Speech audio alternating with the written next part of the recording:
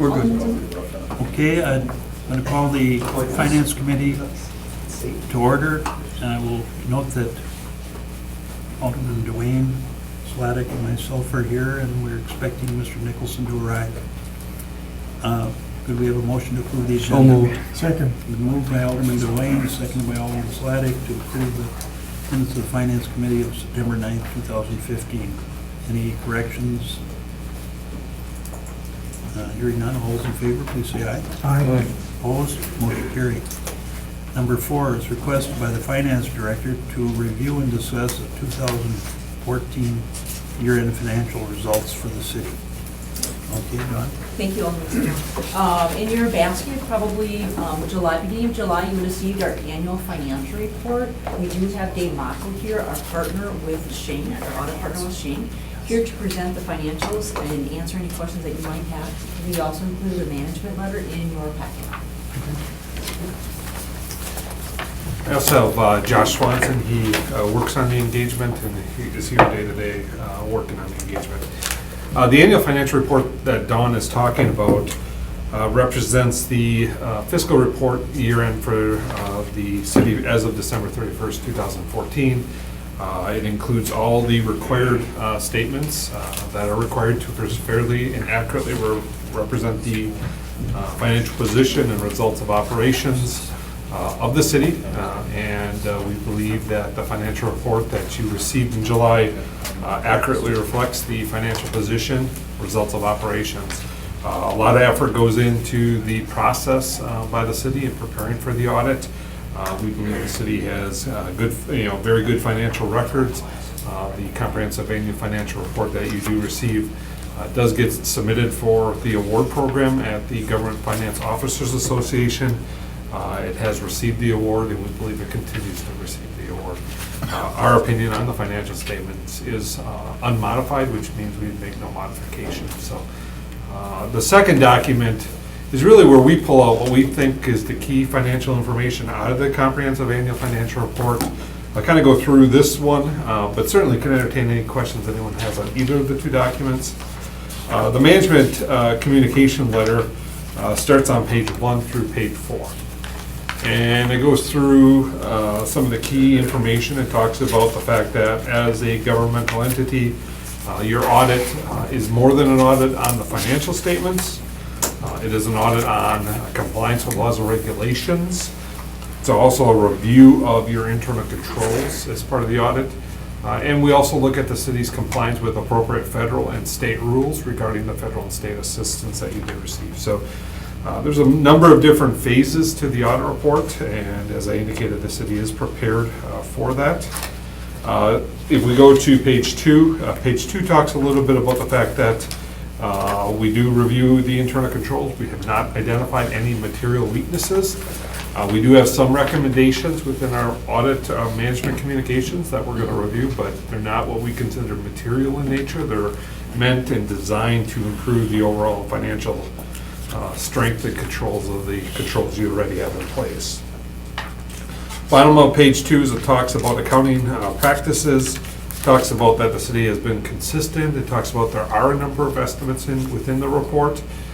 We do evaluate those estimates, and we believe they're conservative and reasonable, but actual results may vary in those instances. And then pages 3 and 4 really go through if we had any problems, if we had any significant areas where we disagreed with management or that management was uncooperative in the completion. When we talk about manage, it's important it's more than just the finance office. We do work with all the departments. We integrate in, look at their controls, whether it be the police department or the various different offices. So we do tests of all those offices in addition to the finance area. And we're pleased to say that from our perspective, everyone cooperated and the audit went very smooth from our side. So, any questions on that? Then starting on page 5 is summary financial comments. And you can see it goes for a number of pages. With the city also has some commentary on the the various different governmental fund balances. As of December 31st, we like to give you a 2-year comparison so you can see how 2013 compared to 2014 and give you a little bit of a trend data. So But we always like to focus on the general fund because that is really your general operating fund. It's the most significant in the material fund within the city. We're pleased to see that the fund balance of the general fund did go up. Fund balance is broken into components, whether it be non-spendable, committed, assigned, or unassigned. Your unassigned is really your contingency balance as you go forward. So you can see that the general fund has increased in 2014 over the prior year. And we do have some, in a little bit, where we show you a multi-year trend of that data. From the next group is your special revenue funds. No significant variances there from our perspective. And then we do have comments on pages 6 and 7 on all the other capital projects. So capital projects, the city has a number of capital improvements, whether it be TIP districts and various other funds. Those will fluctuate from year to year as you do capital improvements. Overall, the city has fund balances of about $70,800,000 compared to about 72 million. As we indicated, the major increases in the general fund and capital projects are down slightly over the current year. So if you look at the bottom of page 7, you can see when we break it into the categories, it's important to realize that each category means something. It means either you committed to specific projects or it's unassigned. So you can see if you look at page 7 on the graph on the bottom, your general fund has increased and you have had slight fluctuations in each of the areas. If you look at the overall as a percentage of your expenditures, if you go to page 8, you can see that both your unassigned and your overall have shown increases over the last 4 years. So certainly a good statement of the fund balances. What's important to realize is your fund balances are a source of your liquidity within your general fund on how you spend your day-to-day dollars. They're used for cash flow purposes because one of the major revenue sources of the city is your share revenues that are received in November. So until you get those, your revenue cycle on those payments are a little bit delayed. So you really need a cash flow in your general fund to sustain your operations and also cover funds that have slight deficits, as we saw on the prior page. Any questions on where your general fund is? One quick question. On the graph on page 8, I presume on the original, these lines were colored, but on my copy, I can't tell which is the unassigned and which is the overall. The unassigned is the lower line, and then the overall is the other way around. It is. So, yep. The unassigned is the upper line? Yeah. Yes. Okay, So, thank you. okay. Okay. Any other questions? Okay, if we turn to page 9, so overall, just a summary comment, your general fund is in good shape. Certainly got to manage that as you go forward. The challenge that I see in governments as we do a number of municipalities, counties, et cetera, is the revenue cycles as you do your budget. As you start working on your budget, revenues come in are always less than what you want to expend on a program side. Doesn't mean that your financial stability of your balance sheet is weak. It means that current revenues versus current expenses are the challenge that most governments are currently facing. Then if you look at page 9, your health insurance fund is really a key fund because it impacts all your funds because the health insurance charges to departments as part of the plan really ripples through all the various departments, and so it's important that this fund has some stability and able to handle some fluctuations. As you can see, management has responded somewhat of the long-term plan and have created like a 10-year plan, so you're right in line with the plan, which is a very good thing. So, page 10 goes through a similar analysis for the workers' comp. Here you do have a slight deficit, but you do have cash because you carry what we call an incurred but not reported liability. So you have a cash balance, but from a net position, you are at a deficit currently. So it's just the fund you need to continue to monitor, and the city has made some enhancements as they responded to where that fund is financially right now. Any questions on that? And then the final self-insurance fund is your liability self-insurance fund. This is really the CIVMIC plan, and it really is your general liability. And the majority of your net position there is really tied up in the deposit to capitalize CIVMIC. So that represents about 4.8 million of that 5.5. But you can see that revenues you've seen, your change in net position has grown in each of the 2 last years. So overall, your liquid position within that fund is considered reasonable in that fund. Any questions on the financial comments? Going through that pretty quickly. Then we do have a couple things talking about the status of the prior year comments. We have 2 comments where what we'd like to do is review what we consider the comments that we had in the prior year, evaluate and assess where the city is at in implementing those. And so the first one really deals with credit card disbursements, as the credit cards and the P-card disbursement process has grown. It's an area that we as accountants and auditors like to focus.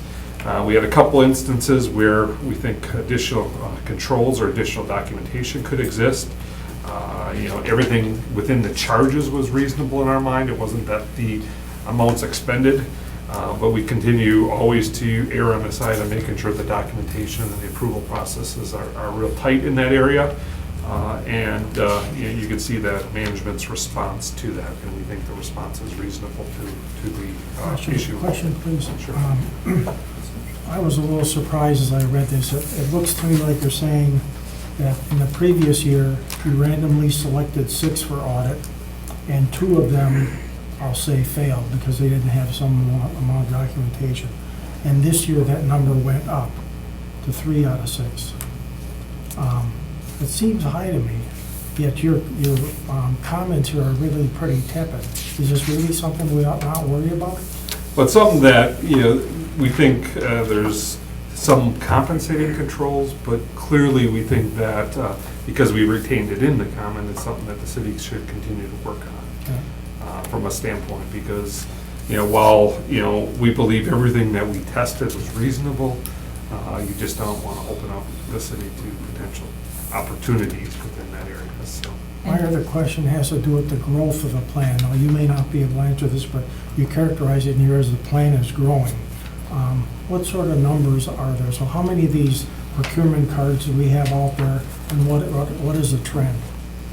You might. If I may just address the last issue, and I too was concerned about their audit, what they did. And when I asked a little bit further questions of our auditors, there's a couple that we missed that perhaps the employee didn't actually sign off on their P-card statement. But that's not to say that the employee did not sign off on the individual receipt. They had specific instructions, they must sign off on that hard copy statement. So I too was concerned. As you can see in the comments, we put some additional controls, and we have a lot of automation now with workflow, that every single P-card transaction is coded by the employee and then goes through workflow to their supervisor and approved through there. Going back to your comment about how large, I'm going to turn it over to Rick Jensen, who manages this program, and he'll be able to tell you what size deposit. We presently have approximately 90 active P-card holders. The departments use P-cards to make small purchases more easily. Our volume on the credit card has grown the last couple of years. About 5.7 million is processed on P-cards. A lot of that are purchase orders that are paid with a P-card. We encourage growth of the P-card program because it involves a substantial rebate from Chase to the tune of about 1.5% of all transactions. So we have, in the last 3 years, really purchasing is actually instrumental in trying to flag purchases that we can actually pay with a P-card to enjoy that rebate. Give me some sense for the rate of expansion of the program. You said you have 90 card holders now. What was that 3 years ago? About the same. The number of cardholders has not increased So significantly. you're encouraging people to use it on more things? Yes. Okay, thank you. That's To all I that, have. to that end, actually, sometimes we'll have transactions that are pretty substantial that we're able to, because of Rick and his team are watching for it. One particular situation was when we purchased the trash carts. That was $1.5 million that we were able to put on our P card. And we could have simply just wrote out a check, but instead we were able to cash out on that bonus. It added to our spend in this program. So those were just two transactions that we put through our P card that amounted to $1.5 million. Okay, good to hear that. My questions are answered. And all governments have seen an expansion because of the rebate. So that's not unique here. That's a very common thing happening pretty much all over, so. I have to tell you that I feel that this goes against all my instincts of government. I wouldn't, outside of very incidental things that people take, this idea of expanding it seems inviting problems, I think. Why, it's got to be built into the price of the products. If the banks are charging these companies to process the $1.5 million bill, well, wouldn't that come off the price? They push their prices higher because of this? Is this practice actually pushing hires? Because people don't just give up money for nothing. So, I mean, I feel like this is, I've always felt, well, you want some kind of checks and balances, and, I mean, I generally don't trust people with credit cards. I mean, we had it in the county. They say there's a little bit of larceny in everybody. Yeah, in my opinion, it different, if you're running that kind of volume through just buying things, when you're running it through purchase orders in your regular process and you're just paying for it, that's a little bit different Well, I understand what you're saying. so if you're running it just off of, small dollar purchases, I would say that would be pretty high. To count, I mean, the bank's making more money in the deal too. So Correct. it's, supposedly we're making money and the bank's paying us, but they're charging even more. So that pushes the product cost higher. And when you deal directly with the company, they don't have to worry about those kind of payments to the bank, and maybe you get cheaper prices. Why are we praising this as some kind of thing that's saving us money? We're getting rebates. I mean, everybody knows that that's a joke. It's the way of the game now. It's like frequent flyer miles, everything else. I mean, people are trying to figure out how to do it. It seems to me we should be trending away from those things to get people that are going to supply us to sharpen up their pencils better, because they know they don't have to make those rebates. I can remember a day and age when, if you paid cash, you got a discount. You got a discount because they didn't have to pay those processing fees. Why are we praising processing fees? Alderman Zima, we do not mandate that our vendors accept P cards. On our bids, we ask if they accept them. We also tell them that we will not accept any upcharges. We will pay cash in lieu of P cards if there are any charges that come back to the city. I understand, but you're not, I don't think you've heard what I've said. I said, do you really think that the guy who's providing you with the services or products is just absorbing this cost? They're raising their prices. So I don't know. I don't understand a system that encourages this. I thought that, I kind of accepted it at first because there are times, what are we going to go through the purchasing department to get a box of erasers? And, if people got to keep track of what they're doing, and somebody can have oversight over that, and we'll know if we think somebody's abusing it. But it seems to me just to continue to keep encouraging using credit cards, basically. I mean, those costs are coming from somewhere, and the bank, I'm sure, is making profit on it. So I don't know. My sense is that the prices might be lower if we didn't have all these processing fees. And I know we're not allowing any upcharges or anything, but the money's coming from somewhere. Those banks aren't doing it out of their love of the city or anybody else. They're doing it to make profit, to make money from the vendors that allow it. And of course, when you say, the vendor that gives us, do we calculate that into our bids at the end? Whether we're going to get a rebate on it or not? No, we do not. We accept low bid, and if that low bidder accepts P cards, we'll take advantage of that situation. Okay, well, I guess that's at least some safeguard, but overall, it's what got this country in trouble as far as I'm concerned, and it's just more promotion of that. So I'm not so thrilled about us increasing that, so anyway, but it's minor chit chat. Go ahead, please.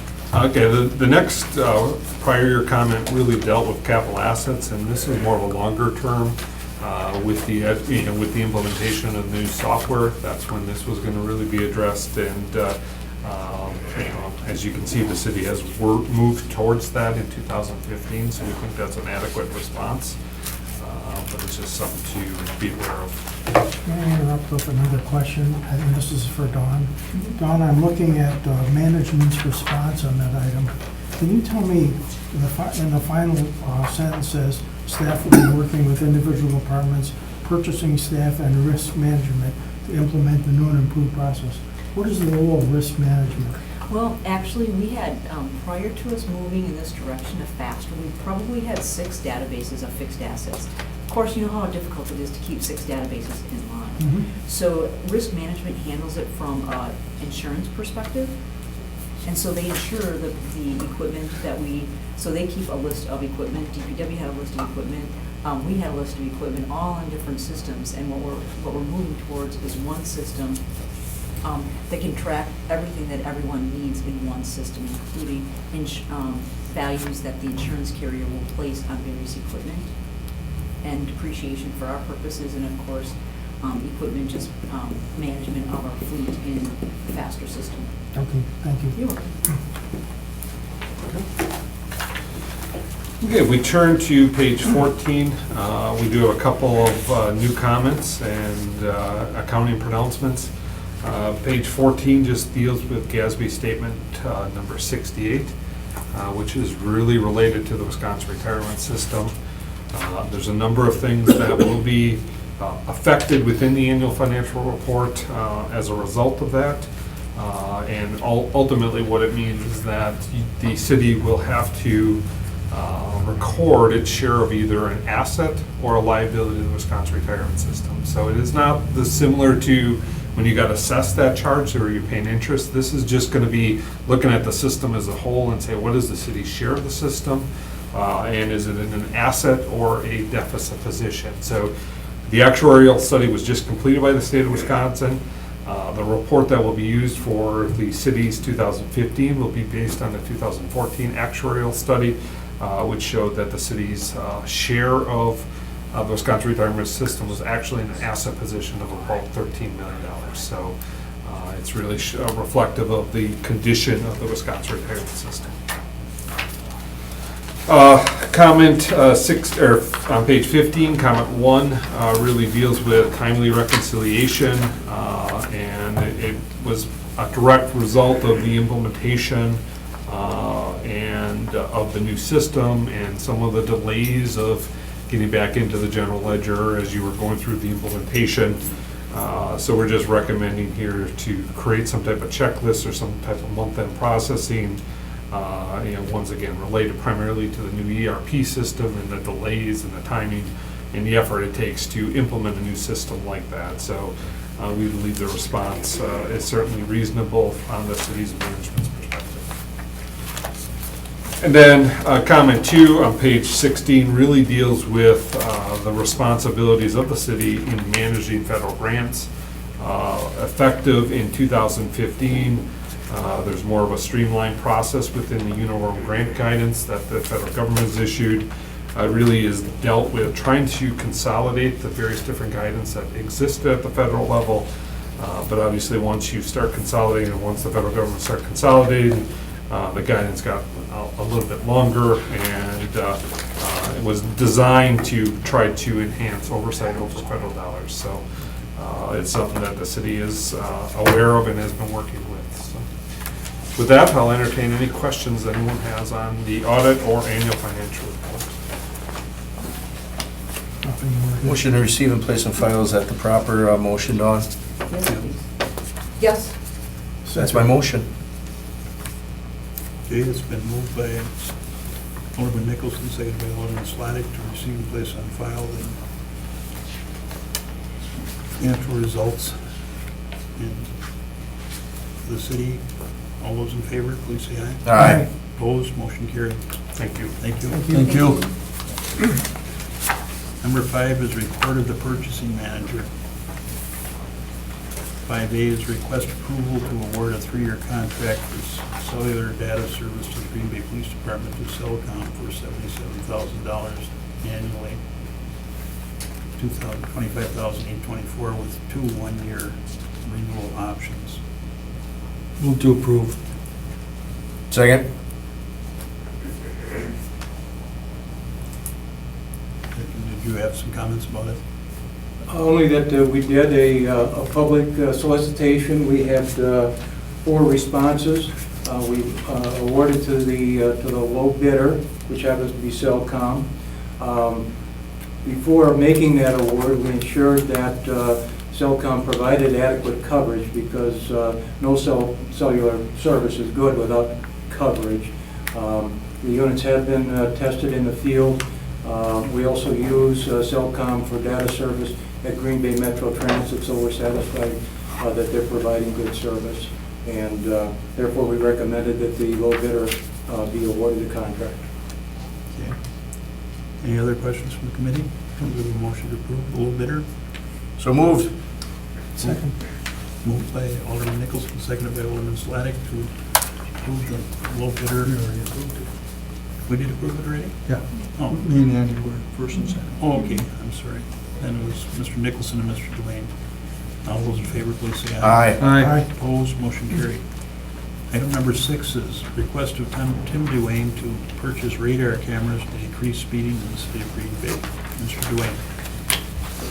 Chairman of the committee, as we all know that we've received phone calls for the last 2 years regarding our speeding. So what I'm looking to do is try to reduce the amount of speeding in Green Bay by utilizing other methods of technology, such as the red light camera. I talked to Captain Abel earlier, and he stated that this device is prohibited in the state of Wisconsin.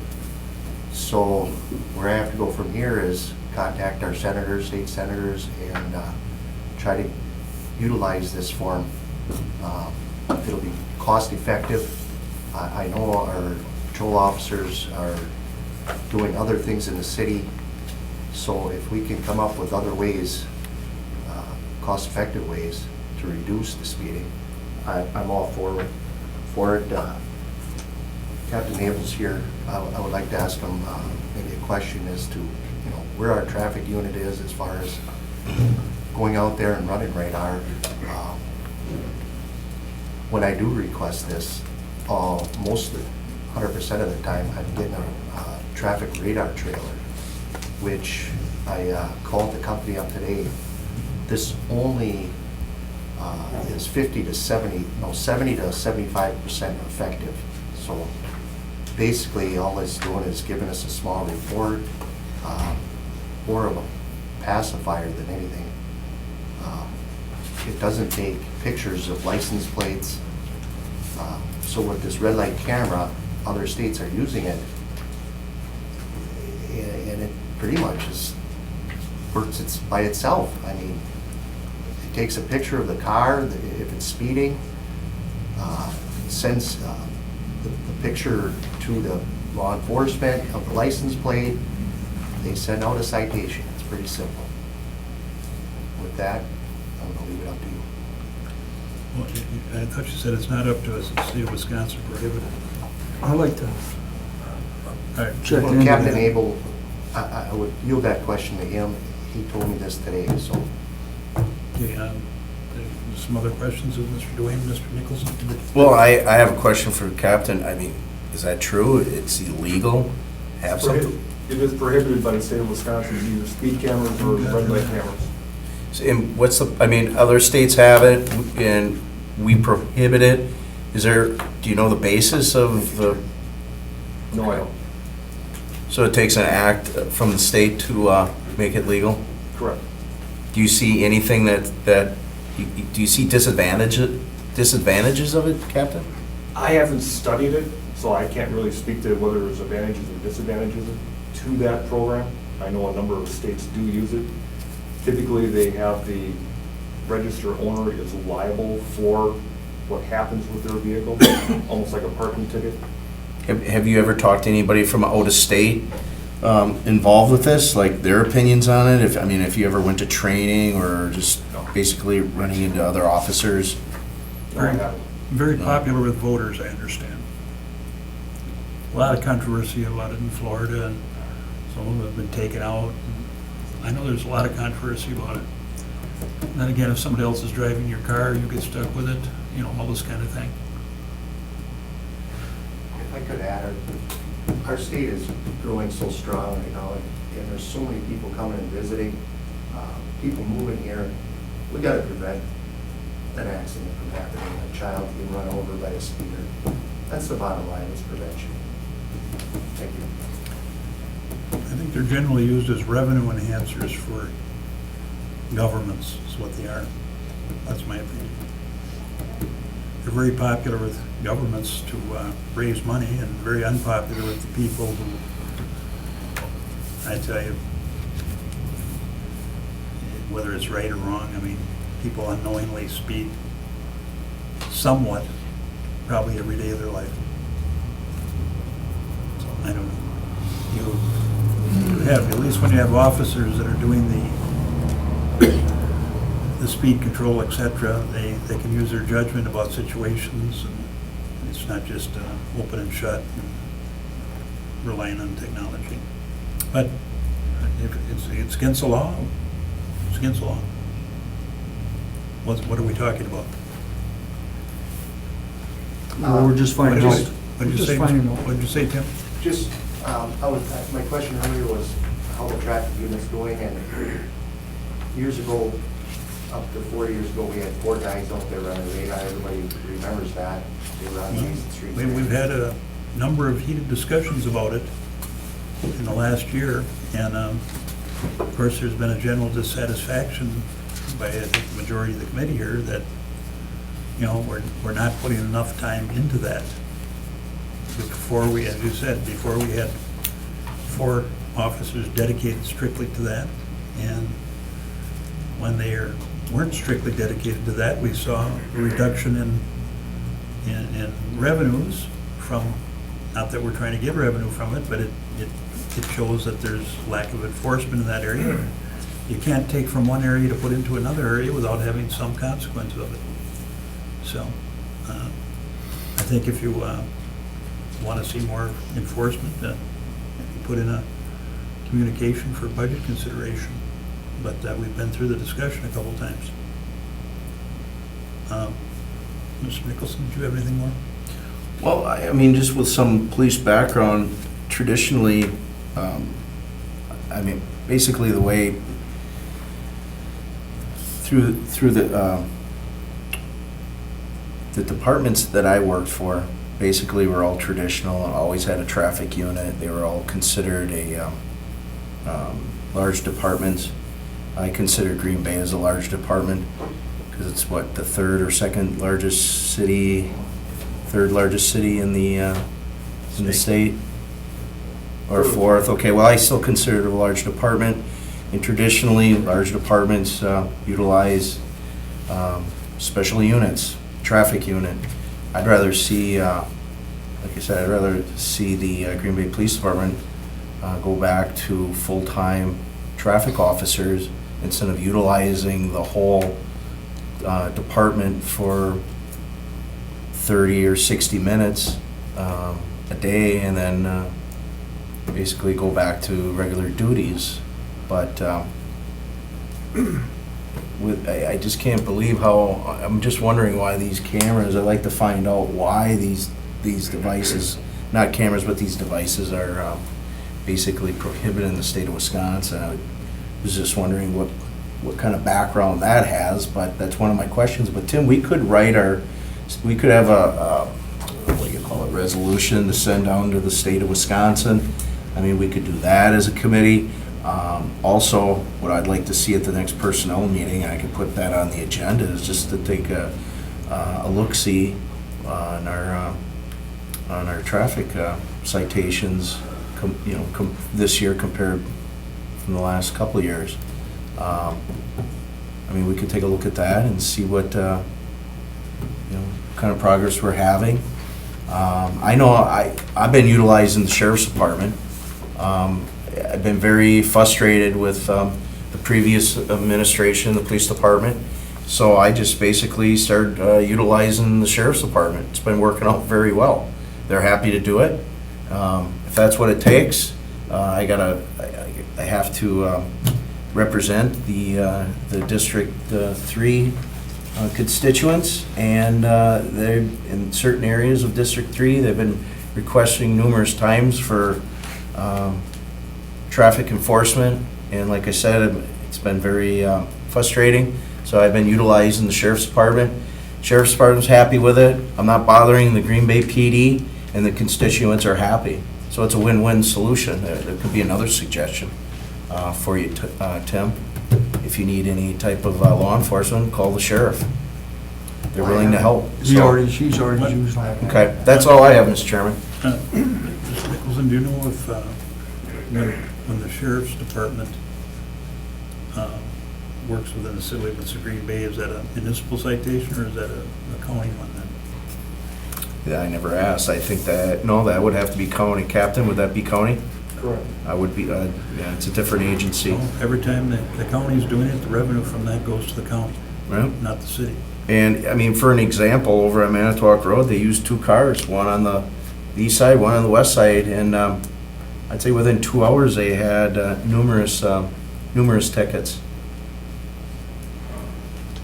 I have the paperwork at home, but I can't remember, but it was, the neighbors were very happy and satisfied. Mr. Duane? Thank you, Mr. Chairman. Yeah, Tim, I appreciate you bringing this forward, Alderman Duane. I too have been getting just a ton of calls on a couple streets. And before I even went to call it in, I went and checked for myself, and it's like a raceway, some of these streets. And Captain Abel's been trying to help me make connection with some officers to get someone out there, but I haven't been able to yet. I did too talk to the sheriff's department, but I told them to hold on because I was going to see what I could, because I knew I was coming here tonight and I saw that we had something on the agenda, so I held off, but hopefully I'll get a response. But it's, I'm telling you, streets between myself and Alderman Nenning where they combine, it's crazy. You see them going 50 miles an hour turning, coming down some of these streets, and you know it's 50 miles because they're flying. And it's just, before I left here, a young lady that's been calling me all the time, Betty Kosick, and she won't mind that I use her name because she wants to come here in the worst way and to talk about this. But yeah, she was calling just before I came here. I didn't answer. I was on my way, and my wife called and said she had just called, and obviously I'm not going to turn around. I was on my way here, but yeah, it's a concern. That's it. Thank you. Okay, thank you, Mr. Duane. Mr. Stoyer? Thank you, Chair. I would say a good, I won't say half, but I'd say a good majority of the calls I get in my district, District 10, are traffic, speeding or mufflers, whatever. But a lot of it's speeding. And there's been a few citizens that I've actually sat with in lawn chairs on Bond Street over by Perkins Park, and we just watched the cars zip by between Military and Fisk. And I've asked numerous times, for boards up. I've asked for radar guns. I've asked for a number of things, and it's just one of those situations where it seems to be appeased for a bit, and then it goes back to what it is. There's times where cars will zip by, and both of us will kind of do a calming thing to the driver, like slow down, and they'll flip me off or what have you. I usually tell citizens to try to get the license numbers, but many times they're going so quick they can't get the numbers. So I see it as a problem. I do quite a bit. And I know that at one time we had traffic officers in this city. And I would like to see more dedicated use to that. Now, are we looking at this as a means of bringing monies into the city? You know, I know that's kind of a slippery slope. You can say that you're bringing monies into the department, and I should ask, where does that money go? You know, let's say money's from citations, does that go into a general fund, or? It goes into the revenues of the city. Okay. A portion of it goes to the city A of portion. Green Bay, some of it goes to Brown County, and a lot of it goes to the state of Wisconsin.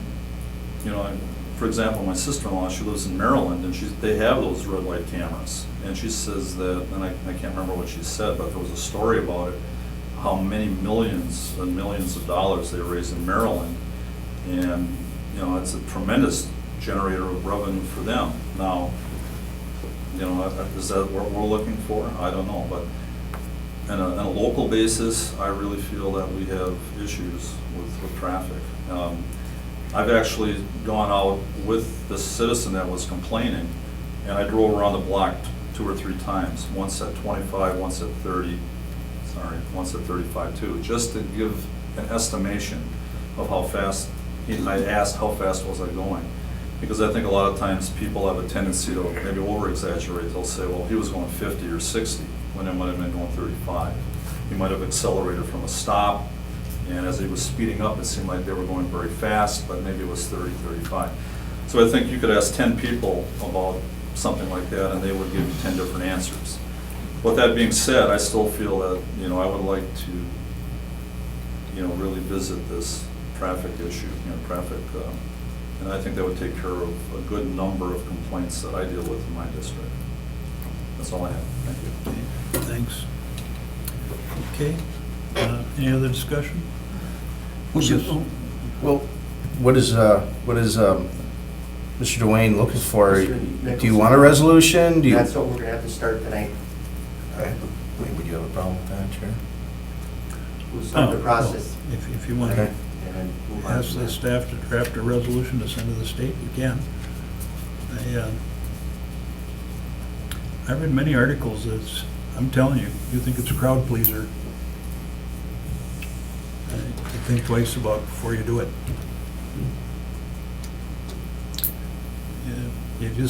You want to try to find a way to solve problems. Now, for instance, Bond Street. You know, it's built like a 4-lane highway there, and then they expect traffic to go 25 miles an hour. And it's just, it's not in the psyche of the person who is driving on that street. I know I go to the 1951 for lunch, and I catch myself going faster than 25 there quite often. And I have to, so I've taken a different route because I don't want to get a ticket for going too fast, because the natural thing there, it's a big wide street. So maybe we have traffic calming devices, maybe, of course, I think we got to look into this traffic calming ordinance, because people have to agree to assessments and all that sort of thing. And then that turns people off. And, you know, maybe we got to take a look at some of these areas that are having high-speed areas, that we put some kind of, you know, you put a device in the middle of the road where they got to slow down to go around it. You know, it could be beautification if you want, or whatever, but I think there are other ways to solve the problems. If there are areas that are just constantly exceeding the speed limits by a certain level, we should be just doing the studies in those areas, and then we should be doing some traffic slowing devices in those areas to get it down. And, you know, I'm not here just to tax the living daylights out of people that are, you know, inadvertently going. Like some of these, I mean, Manitowoc Road, some of these things look like highways, and people start treating them like that. And, but we do have residents on those streets, and so they're taking offense to it, but it's human nature. And so you gotta do what you can to change human nature. And I think these traffic slowing devices, we should selectively put them in our trouble spots and try to slow down the traffic that way. So that's my feeling. And if you've got some special spots, the only person I know that put one in was Tony Tyson. He's the one that created the ordinance, basically. And I think the only one I can think of is that one on Roosevelt there. But there's probably a couple others. But maybe that's what we have to look at. So, Mr. Chairman, if you have a we're in Roosevelt. Well, I thought, No. I can't. I'm just picture going, this. it's my memory from 7-8 years ago. It might not be Roosevelt. Captain, is it on Roosevelt? I don't think it is. There is one somewhere.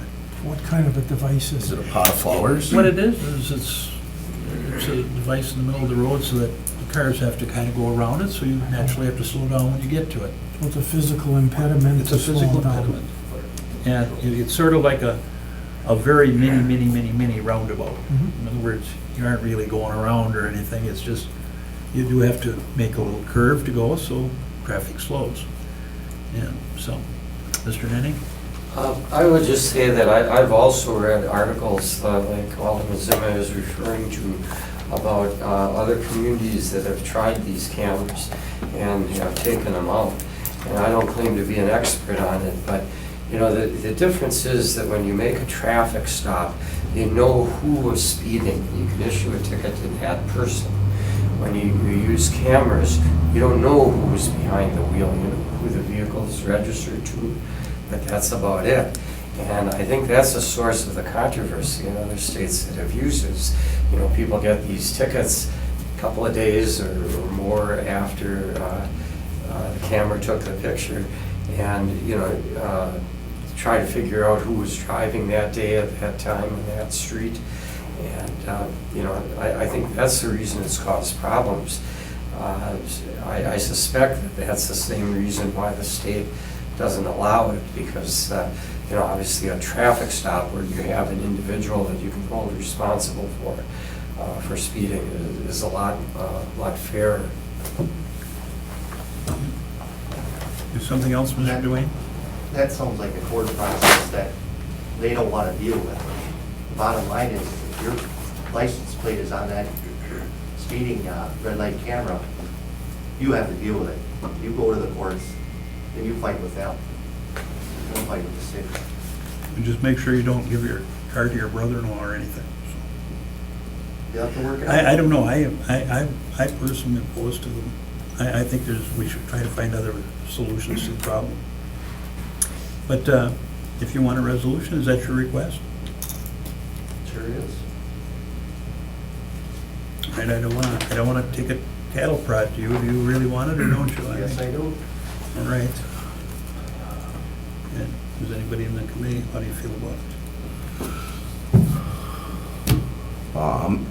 Excuse me, I'll make a motion to have staff create a resolution to support, basically change state statute to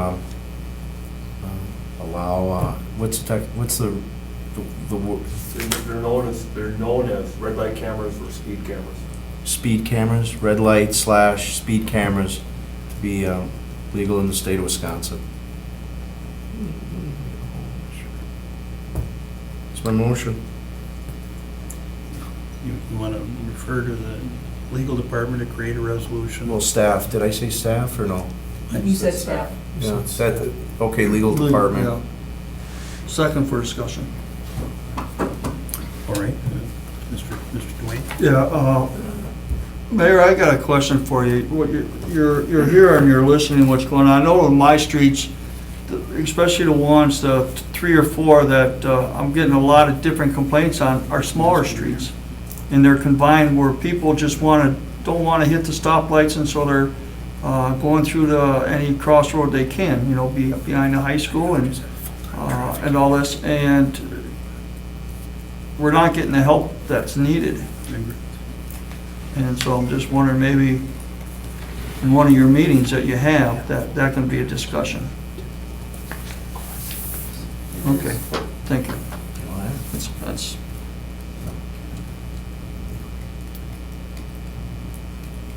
Well, any other discussion? Just like that. Let me offer one thought. You propose a resolution that speaks to red light and speed cameras. I think the problem that's being raised here that I hear people talking about is speeding. So can we narrow this just to speed cameras? Because I think red lights is gonna open up. Okay. an See, I entire- thought it was the same thing. It's different? Well, there's 2 different technologies here. Okay, speed cameras, that's what I. Yeah, the red light cameras are aimed at catching people that are going through a red light. No, that's not what I Irrespective of was, speed. absolutely, I thought they were the same thing, so that's why I used Speed red camera. lights. So basically, scratch Who's taking the minutes?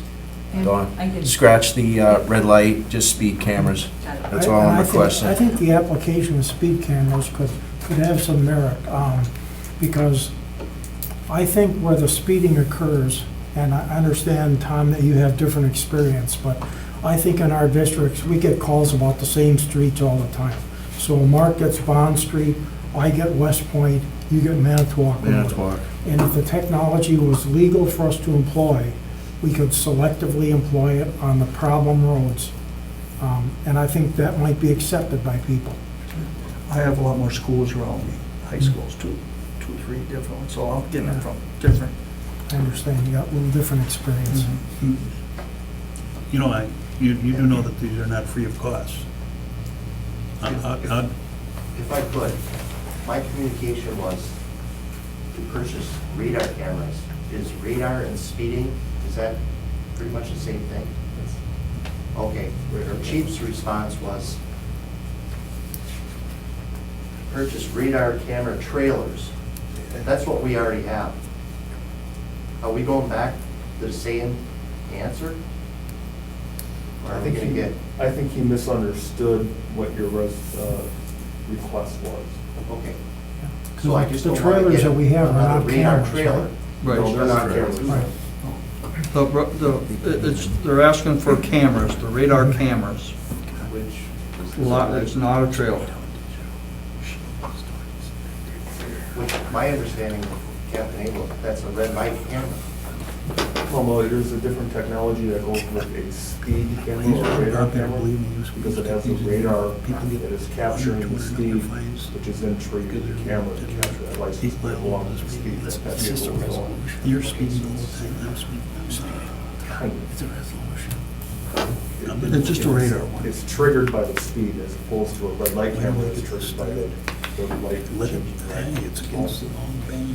There's variations between the speed trailer and the actual. And the trailer You don't want this that deal. Chief Lewis had drawn up is different than what you were looking for. Okay, where are we, did you change it to a radar camera? I believe I did, Dawn. Camera. Speed camera. Okay, I'm ready to Mr. move. Stoyer, I know you've been I waiting. just wanted to add a point, you know, like I said, on Bond, that's just one street. There's a number of streets in my district that are issues I just with took that yield as a- signs. I mean, there's people that go through those, and, you know, that's a whole other aspect with traffic. But what I find, just in that particular area, it is a wide street. And you got Military Avenue, you've got Perkins Park, you've got many ball teams, you got a lot of youth in that area. You got a lot of kids at the park. So what happens is, the car will turn right from Military onto Bond, and they'll accelerate. And where they accelerate is right in front of where all these kids are gathering or parking or, you know, trying to cross the street or what have you. And they may not be speeding. They might not go over the speed limit, but they're accelerating up to a point. They may go over, but it's just kind of convoluted. And I just see all sorts of issues and problems, and I'm afraid someone's going to get hit. I really do. So, just leaving it at that. So, you know, the red light camera, you know, I understand that. The speeding is more of a concern for me. Well, understand that those cameras don't stop, they keep getting more and more revenue from them, so they don't really, they aren't a deterrent, you aren't solving the problem. That's why I'm Well, I back had to an repeating idea. myself that streets that are overbuilt need to have some kind of slowing object to Well, I make it happen, suggested- otherwise it won't happen. I suggested those strips, you know, I know that people, oh my God, don't do that, but the strips in the road where you have to slow down, the little bumps, you know, something like Speed that. bumps. Yeah. Now, those are taken Yeah, well, out they- in wintertime for plowing Well, purposes, We have a but procedure to get them that are like an act of God, so I don't. are those, Captain, are those used much at all throughout the city? Not in the city. Not so much. The only place I know of is on the north side, northeast side. Just half a block north of St. Pierre and Paul Church. I think Mr. Fredette installed them, or, How much does a trailer camera cost? Is that on Baird Well, Street? 5,000. no, About 5,000. With Fireland. the radar board and everything, yeah, well, 5,000. And that's not a camera. Well, it's It's not not a just a camera, it's a speed radar- board on the radar trail. board. speed board. I think those are effective. I think people catch themselves and they become more conscious when they see those, but after they're gone, of course, and within a short period of time, it's not there. So I don't know if you have to have permanent one puts in. Thank you for not speeding on top of it, try to be proactive with people. Rather than punish people, you want to get them to conform. I know I've felt that every time there was a speed board, even though I knew I wasn't going to get a ticket, I paid attention to it. And I looked at my speedometer, how fast am I going? And so I think they are effective, but of course they're not effective when they're not there. So I don't know, maybe there's some technology out there that can get some of these speed boards that we can put permanently in certain areas. Because I think the average citizen isn't trying to intentionally speed. There are people that don't give a darn. A lot of times they don't even have a license. I was amazed. I happened to sit in county court over here, and the number of people without license, without driving without a license, without insurance, and they're given $50 fines for third offenses. Of course, with the cost, it goes up to $260 or so, but Who was the judge doing that? the commissioner's over there, and I sat there and Maybe we watched, need new commissioners in. and I thought, gee, so, there's bigger problems, but, I don't know, what's the motion for us? Motion is to direct the law department for a resolution to change the state statute to allow speed cameras. Okay, Basically legal in the state of Wisconsin. okay, any further discussion? Hearing none, all those in favor, please say aye. All right, All right. Opposed? We will take a look at it. Okay, item number 8, or excuse me, item number 7 is a request by Alderman Chris Weary that City Council begin discussions and take public input on how to utilize the approximately $5.4 million being rebated from the excess stadium tax revenue. Mr. Chairman, won't we have to set up a special meeting, and just announce it to the public, we're gonna have that meeting, or? Well, Mr. Weary's not here, but I don't think his suggestion is unwarranted. No, I think I- it should You know what, be for good. one, I'm waiting for a report from the Public Works Department about what it would cost to try to solve some of our stormwater problems in the city of Green Bay, which, have become quite prevalent. We've had some heavy storms, but historically, I can remember, I think, my second year in office, back in about 1978 or so, I had constituents that are complaining about an area that's always, anytime there's any kind of a consistently heavy rain, they can put canoes and things on Shawano Avenue near Antoinette and those areas there. And at that time, they just said that, well, they needed to have a bigger sewer system. They were talking that it was gonna be a couple $1 million to do it, and so then it all fades back into the underbrush. But I think we have to look at what are some of the infrastructure problems we have. And that's where I think it all should go. I certainly don't wanna take a windfall and put it into something that's not gonna benefit the whole general public as much as possible. And so they're talking to be much in excess of that to solve the problems, but it's a down payment. So I think it's worthy of discussion. Do any of you folks have ideas about it? Mr. Sladek? thank you, Mr. Chairman. Alderman Weary, knowing that he wasn't going to be able to make this meeting, sent us a letter about this and asked that it be read to the committee, so I'm going to take the liberty of reading it at this point. It is short. He says, "I'm not looking for any immediate action. The return of $5.4 million to the citizens of Green Bay is a major event and needs thoughtful consideration. The council/mayor should take a few weeks and give their feedback on ways to utilize the funds. I further believe a listening session for the public to weigh in should be considered. My personal thoughts are to use the funds for debt reduction, rainy day fund, leaving it in a special account, and funding of select projects should be our focus. I look forward to what the committee has to say. Alderman Wery. Okay, thank you, Mr. Sladek. I guess what I want to add to that is I like the alderman's proposal to use it for debt reduction. And I would like to know, if it was all used to reduce levy-supported debt, what impact would that have on the mill rate if they just decided to do it that way? So is that something that Dawn, you could calculate for us?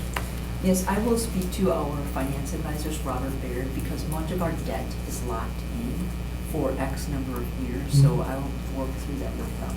But I did include in your packet the Senate bill that was passed. I believe it's Right. going before the Assembly on Thursday, and they listed specific purposes, including property tax relief, tax-supported debt relief, and then economic development are the things that are in those resolutions in that bill. Well, the one that's really absent is, reinforcing our infrastructure that's aged and worn out. I'm not even interested in inviting more spending. Except for things that are basically, is going to help our general citizenry. In fact, I think we should be doing it anyway. And if this could lessen those burdens, that would be good. So, I mean, you pay down debt, well, you can create debt too. It's just one or the other. I think you have to look at, I think we should ask our Public Works Department what they feel are their biggest problems servicing the city, and is there something that we can do to improve it? I mean, I agree. I'd like to hear from DPW how they would prioritize things and where they'd spend available money. but we definitely have some storm sewer problems. Now, we aren't talking about trying to eliminate the 1,000-year record rain storm, because there's no sewers that are going to take that. And we had one this year that was really exceptional. But there are places where even semi-heavy rain causes problems. And if there's a way for us to resolve some of those problems, whether it's getting more pumping stations, lift stations to handle the water. I know our Public Works Director said, well, it was him, Matt Heckenbach, Heckendiebel. He had said that we could use about 20 pumping stations. I was with him when it was raining like heck and water backed right into a restaurant because the sewer that was right next to the restaurant wasn't taking it. There was some failure in the system, and he said that it could be expensive, very expensive. Just starting with each pumping station is about $100,000 a piece. But that could alleviate some of those problems, and I think we've got to look at our infrastructure that needs improvement. Maybe this is at least a down payment on it. I think we got to get serious about solving these problems. What do you want? Okay, well, I think we just want to be... The mayor and Stoyer want to talk on this subject. I'm sorry. Nope, it's okay. If I could just say, committee, we talked about this in February at my State of the City, and we have every intention of having listening sessions and having requests by department heads given a significant one-time money. But before we get too excited about this is just a proposal. I mean, this has gone through the Senate. That's what I said. It is going to be taken up by the Assembly probably next week. Our governor has got to sign this. If the Assembly amends it, it goes back to the Senate. So before we get people real excited we don't have a bill yet. And I know there's still some chatter. I was at a couple of the hearings, and And there's some people opposed to this as well, as you know, if you're following this legislation. So what Alderman Weary, we talked about that back in March, about having sessions to get input from people. But the bill will be limited, you know, I mean, it's like the money that's going to the county is significant money, but it is used for the Expo Hall and the KI Convention Center, I mean, the Shopko Hall. Our money has some latitude to it, and we want to keep that in the bill. We talked to Representative Steffens today, as a matter of fact, and we'd like to get this moving, but I think it's a couple weeks before. Once the Senate and the Assembly approve it, I think the governor will sign it, but once it's approved by the Assembly, I think we should start getting some input. But this is not 100%, and this 5.4 million that's a big number. You hear from the Stadium Board, they say it's going to be closer to 3.5, so I just think we don't know enough to start bringing in the public and having a whole lot of discussion, but I think something will happen in the next month, and I think at that time, we should definitely get public input. There's a lot of people calling now, as you guys are well aware of, on a number of issues. But I look forward to all those meetings. I think, what's the pleasure? Mr. Stoyer? Well, just following up a little bit what the mayor said, I've already had some conversations with citizens in my district, more of a wish list. I think they realize that's still up in the air a little bit, but with that being said, I still think it can't hurt to just have those conversations. So I've already had conversations with I will, by the end of the week, 20 to 30 citizens talking about that, and I'd like to get their input, what they have to think about, so I'm going to consider that. Thank you. Okay, thanks, Mr. Stoyer. Well, it can be that who's got the best lobbying group there that day.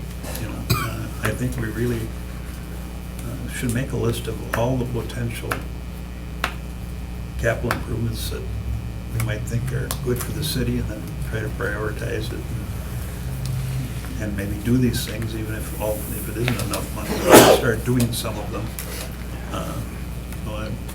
You hear the back to basics. Well, the basics are the basic services that people need are not being met. I mean, when people have water coming up over right up to their porches and into their window wells and into their basements, just because of sewer failures.